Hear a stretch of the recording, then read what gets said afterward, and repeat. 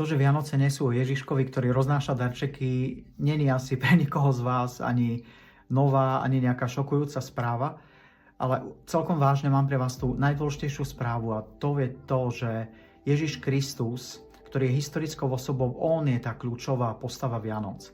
A my veríme to, že Ježiš Kristus je Boží syn, ktorý prišiel na túto zem preto, aby zachránil každého jedného človeka z toho, z čoho sa nedokáže sám zachrániť. A ja som bol takto zachránený z drogovej závislosti pred 25 rokmi, kedy som sa osobne stretol s Ježišom. Znie to možno tak zvláštne, ale ide o to, že som zažil duchovnú skúsenosť, kedy som v momente proste zrazu vedel, že viem, že Ježiš je živý, že je skutočný.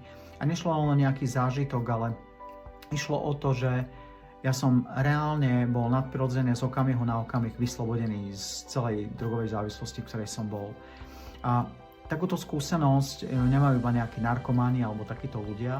Moja manželka, ktorá nikdy nebrala drogy, má podobnú duchovnú skúsenosť takého osobného stretnutia sa s Ježišom Kristom a takisto vlastne milióny ľudí po celej zemi.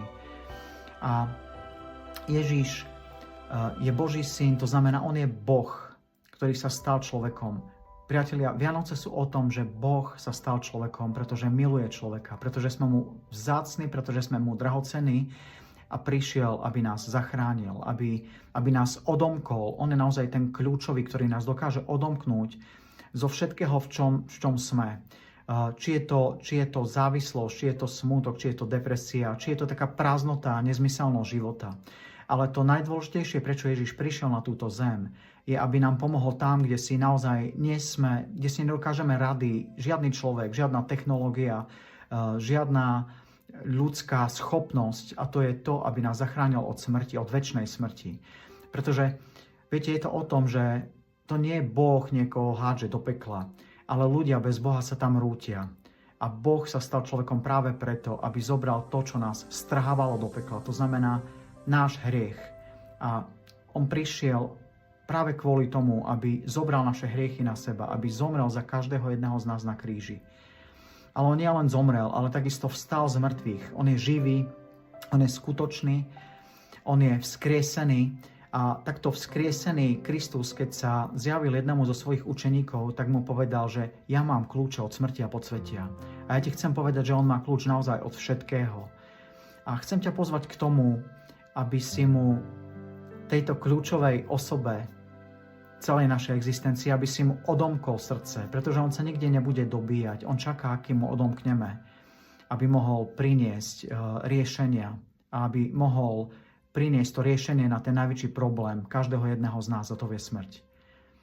A ak mu chceš odomknúť srdce, urobiť toto kľúčové rozhodnutie v celej svojej existencii, chcem ťa pozvať do tejto modlitby.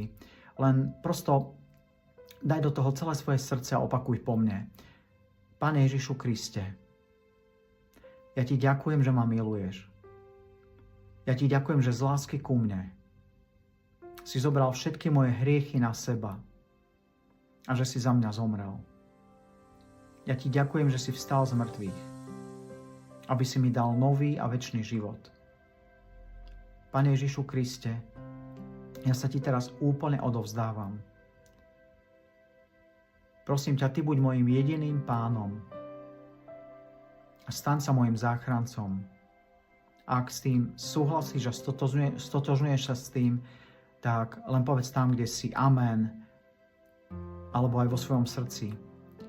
A ak si urobil toto rozhodnutie, chcem ťa povzbudiť k tomu, aby si hovoril k Ježišovi takto svojimi slovami, aby si našiel kresťanov, ľudí, ktorí poznajú Ježiša, aby si začal čítať Božie slovo, Nový zákon a nasledoval ho a naozaj sa mu zveroval so všetkým a púšťal ho do všetkých oblastí svojho života.